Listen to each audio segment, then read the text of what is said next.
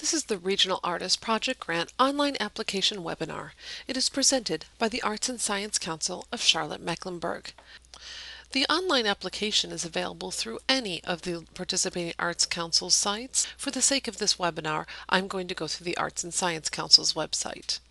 When you open up this page, you will see an overview which includes some detail on eligibility, as well as links to the frequently asked questions and also how you can apply straight from this site. When you click on the frequently asked questions, it'll take you to some more detail that answers questions like how much you can ask for and what are eligible projects. At the very bottom of this page, you can click here to begin a new application, or you can use the button below this to come back to a previously started application. For the sake of this webinar, I'm going to click here and start a brand new application. The screen that opens up now is the login screen. You'll decide here if you are a returning applicant or if you're brand new. So if you've applied in the past for the Regional Artist Project Grant, even if it wasn't this current year, you'll be saying that you're a returning applicant. We're going to say that we're brand new and we've never used this online system before. So I'm going to type in an email address now and say that I am a new online applicant and click Continue. On this screen, I'm going to confirm my email address by retyping it, create a password, and then confirm that password. The next screen here is the eligibility quiz. After you've completed the eligibility questions, click Submit to begin the application. Okay, we finally made it into the actual application. So at the top of the screen here, you will see the fact you can contact us by dropping an email. You can link back to the frequently asked questions. You can download the budget form, or you can exit out of the entire system. One warning here is that if you hit exit and you have not saved any of the information typed below, it will not save.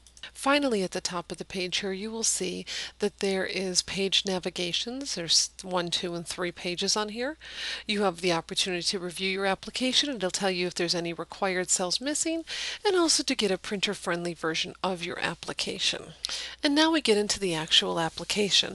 The first page of this is the applicant screen. The first thing you'll see here is that we ask you to type your last name, comma, first name, your mailing address, the city, state, zip. In general, this contact information area will be the same as what you've typed above, but no matter what, you're going to need to fill it out as you see that it's starred. And also note that this is where your email address will be typed in. You'll select what your county is, what your ethnic background is, that's solely for statistical use, your expert discipline as it would apply to this program. The next area you're going to pick if you're an emerging or established artist. Again, that's determined in the frequently asked questions, and you self-select where you fit here.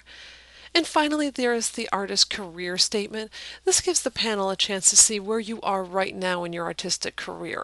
You'll see at the bottom here, there's the opportunity for you to save and finish later. If you click that button, you are going to save but close out the application. If you hit next, it'll save and take you to the next screen. It's one of these two buttons you would need to hit before your information is saved and you either advance to the next screen or close out the application. The next screen here is about the project information. The first cell in this screen is the project title. You're going to want to be very careful here that you're providing the panel with the information you want to focus them on your application. One thing you can think of is kind of as horse blinders. You don't want it to be so narrow that you're tripping over yourself because you have really boxed yourself into the program, but you don't want your project narrative or title to be so wide that the panel doesn't really know what you're applying for. So be cautious and strategic as you choose to put in your short project title. The next cell is about the artistic process. Again, this is another short area that we're giving you for you to talk about what your process is. Is your project inspired by the world around you, or is it something that you strategically sit down and plan out? The next set of codes in these questions are determined from the state funding that we receive. They ask us questions like, what is the actual activity going on here? So we're letting you pick up to 3 different areas. Next area is the discipline code. Again, these are determined by the state. The next here is the start and end dates of the project. The project must begin after July 1st and must end before December 31st of 2011. Next is the request amount. It may be up to $3,000 if you're emerging or $5,000 if you're established. The cell after this is your total project budget. That project budget may be exactly the grant amount you are asking for, or it may also include some cash that you're putting in or another grant you may have. And then we ask here what the cash amount is that you'll be contributing. Again, it does not need to be anything. If it's nothing, you'd answer 0. The bottom two here are questions that we ask about what goals you have for the project and how you're going to evaluate them. And finally, at the bottom here, we ask you to type your name acknowledging the fact that everything you've uploaded in this application and have typed in is true to the best of your knowledge. The final page here is the attachments page. You'll see the first page here is the project narrative, and there are 4 questions you need to answer in your one-page document. Please make sure that you include each of these exact questions and then answer them to the best of your ability within the one page.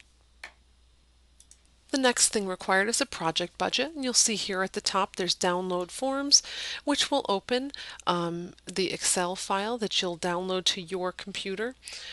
The first thing you want to do when you download this is to save it to your own computer so that you'll have it in the future. If you work only in the online system, and it will not save and be there for you when you come back later. At the bottom of this, you'll see there's a sample budget, and this will give you some idea of what your budget may look like. It may look completely different from this, but here's a sample. Going back to the actual budget template here, you'll see there's lots of blanks for you, and you can always right mouse click on a cell area to insert another column if you need some more area for any of the particular headers. There's also the other expenses area you can look at. In terms of cash expenses versus cash income, these are dollars you're actually spending on the project, and your expenses have to be at least as much as your income, so you have to be able to cover the project. Note that at the bottom we ask for in-kind support. Now these are not part of the top half of this budget. This is solely in-kind, so things you didn't actually have to pay for, but in any other situation you may have had. For example, a friend has agreed to do your graphic design work for your CD. That would be in kind because if you didn't get a friend to do it for you, you would have to list it above in cash expenses. And you'll see at the bottom here is a summary of all the above cells. Going back to the online form, you'll see that the next requirement is a resume and/or a bio. This should be 1 to 2 pages in length and should focus on your artistic career. The next piece is work samples. You're going to be submitting work samples that relate to the strength of your artistic ability. Visual artists can submit 10 digital images, and then also there's a work sample list that's a separate attachment that you'll make sure you follow that same naming format to explain which piece that they are looking at. So if you are a film media artist, you're going to send in 2 copies of your DVD, and you should note which 3 minutes the panel should view. And inside of your work sample list, make sure you include the duration that they should be watching as well, and give any context needed, being only 3 minutes to view. The next requirement is a letter of acknowledgement from local arts councils if you're outside of Mecklenburg County. And also there's 5 pages of additional support documentation that you can attach. Giving the panel any context and prices on your budget is very helpful. Please note if you're going to mail in any information, they must be received by the noon deadline on August 18th. At the bottom of this page is where you will upload the documents. You'll select which one it is from the title. You may use work samples multiple times if you're a visual artist. You'll click on file name, browse for that on your computer, and then click upload in order to attach that document. As you attach each document, it'll appear at the top of the page here on the attachments area. Once you have loaded up everything and you think you're ready, hit the Review and Submit button. This next screen will appear. It's under the Review My Application, and it'll tell you everything you're missing. So you can either type right in here, or you could go back to the top here and navigate back through the pages to type in the information if you prefer to do so. During that time, you can keep hopping back to Review My Application, and it'll tell you if there is still anything missing. Please note that it will not tell you if you did not fill out an optional field or submit an optional document. At the bottom here, you'll see this update. This will change to submit once all the information required is there. If you hit save and finish later, you'll be taken to the summary screen. If you have any questions, please don't hesitate to contact your local Arts Council.